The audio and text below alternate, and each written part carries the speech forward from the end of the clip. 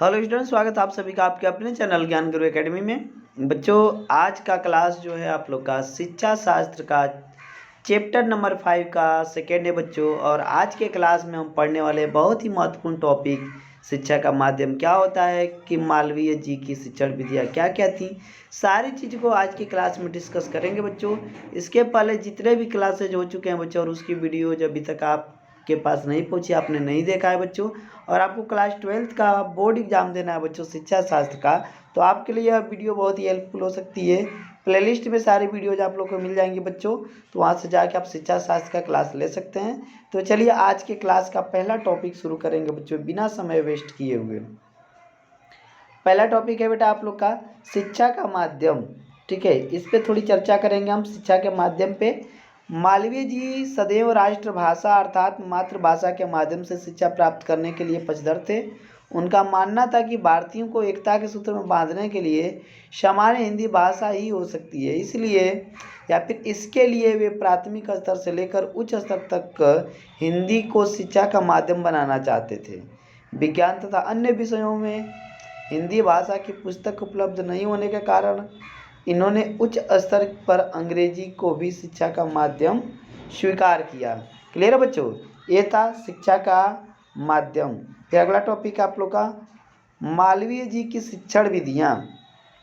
प्राचीन कालीन शिक्षण विधि जो ऋषिकुल शिक्षा पद्धति थी बच्चों, ऋषिकुल शिक्षा पद्धति उपदेश एवं भाषण विधि, स्वाध्याय विधि, अभ्यास विधि, निरीक्षण विधि, प्रयोगशाला विधि, तो ये सभी की सभी विधियां हैं बच्चों। ठीक है, मालवीय जी की का शिक्षा में योगदान, तो हिंदी एवं शिक्षा के प्रसार में इनका बहुत ही महत्वपूर्ण योगदान रहा है बच्चों। ठीक है, बहुत ही ज़्यादा महत्वपूर्ण योगदान रहा है।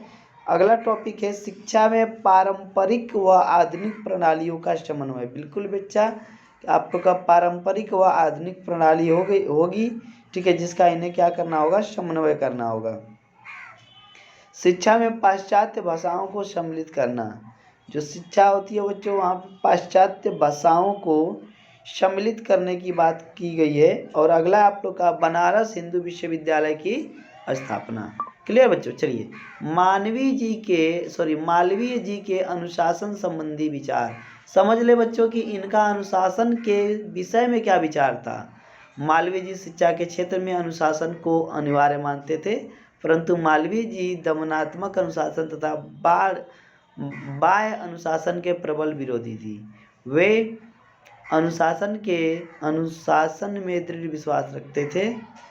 वे विद्यार्थी के लिए ब्रह्मचर्य एवं इंद्रिय निग्रह को आवश्यक मानते थे।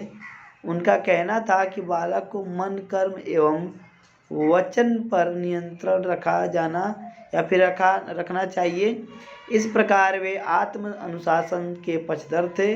उनका विचार था कि विद्यालय एवं कक्षा में अनुशासन बनाए रखने में शिक्षक ही महत्वपूर्ण भूमिका निभाते हैं। अब बच्चों, आज की वीडियो में इतना ही था आप लोग का। कल पढ़ेंगे महात्मा गांधी जी के बारे में इसी चैप्टर में। किसी भी बच्चे का कोई भी डाउट हो तो आप लोग ऑफलाइन कमेंट कर देना बेटा। तो आज की क्लास में सिर्फ इतना ही। स्वस्थ रहिए, मस्त रहिए, अपनों के प्यार के साथ, हल्की से मुस्कान के साथ। कर दिखाओ कुछ ऐसा कि दुनिया करना चाहिए आपके जैसा। मिलते हैं अगले क्लास में, तब तक के लिए धन्यवाद, बाय बाय, खुदा हाफिज़।